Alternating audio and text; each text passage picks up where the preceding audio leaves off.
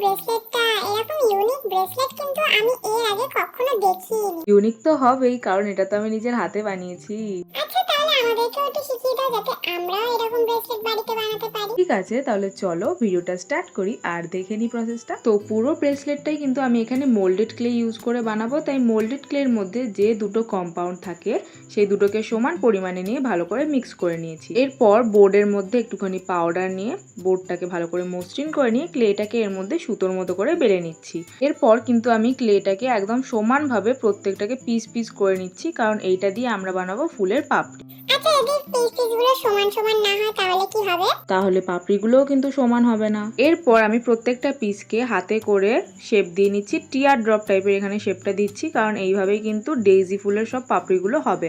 আর same ভাবে সবকটা পাপড়ি আমি রেডি করে নিচ্ছি। এরপর হাতের মধ্যে একটুখানি পাউডার লাগিয়ে নিচ্ছি যাতে হাতের মধ্যে ক্লেটা আটকে না যায়। তারপর আমি একটুখানি ক্লেকে আমার হাতের মধ্যে বসিয়ে চেপটে নিলাম। এরপর একে একে সব পাপড়িগুলোকে আমি ওইটার উপর কিন্তু বসিয়ে দেবো।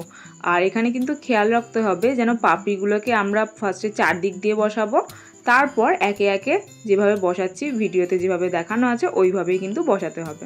আর এইখানে কিন্তু আমি একটুখানি ছুরি দিয়ে ফুলটাকে তুলে নিচ্ছি আমার হাত থেকে।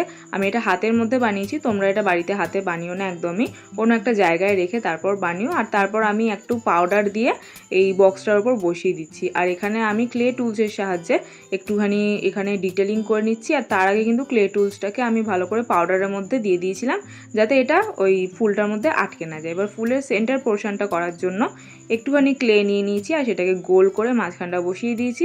এবার কম্পাস দিয়ে ভালো করে ভেতরটা ডট ডট ডট ডট করে দিচ্ছি। আর এই সেম প্রসেসেই কিন্তু আমি আরও এরকম 5খানা ফুল বানিয়ে নিয়েছি। আর এই প্রসেসটা আমি ফলো করছি কারণ আমার কাছে যেহেতু ক্লে কাটার নেই, তাই ভাবলাম এটাকে যদি আমি নিজের হাতে বানাই তাই একটু ক্রিয়েটিভ হয়ে যাবে। এবার আমি ফুলের পিছনের দিকটা একটু ভালো করে ছুরি দিয়ে ঘষে নিয়ে একটা আইপিন ক্লের সাহায্যে এখানে আটকে দিচ্ছি। আইপিনটা কেন আটকাচ্ছি সেইটা কিন্তু তোমরা ভিডিওটা লাস্ট অবধি দেখলেই বুঝতে পারবে।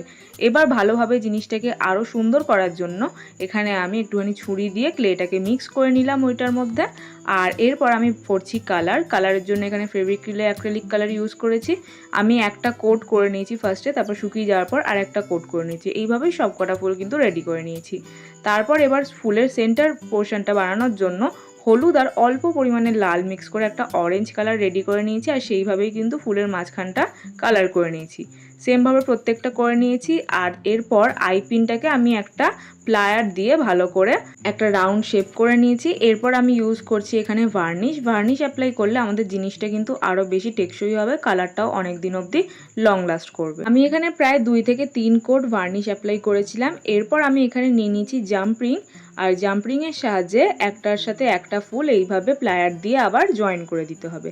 সেমভাবে কিন্তু যতগুলো ফুল বানিয়েছিলাম মানে 5টা ফুলকে এইভাবেই কিন্তু জয়েন করে যেতে হবে। এরপর আমাদের লাগবে একটা গোল্ডেন চেইন। এবার সেইটার লাস্টের দিকে কিন্তু একটা জাম্পরিং অ্যাটাচ করে সেইখানে একটা ছোট্ট ঝুমঝুমি বল আমি এখানে অ্যাটাচ করে দিচ্ছি প্লায়ারের সাহায্যে। আর যে আইপিনটা সেইটাকে একটুখানি খুলে নিয়ে এই চেনটা কিন্তু আইপিনের মধ্যে অ্যাটাচ করে দিলাম যাতে এটা ব্রেসলেটের সাথে অ্যাটাচ হয়ে যায়।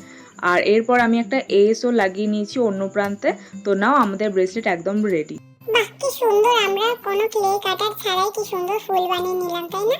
খুব ভালো হয়েছে ব্রেসলেটটা। আমাকে কিন্তু পুজোতে একদিন পড়তে দিও তুমি, ঠিক আছে? আচ্ছা বাবা, ঠিক আছে। আর তোমরা আমাকে বলো যে এই ব্রেসলেট বানানোর ভিডিওটা তোমাদের কেমন লাগলো। তো দেখা হচ্ছে নেক্সট ভিডিওতে। টাটা।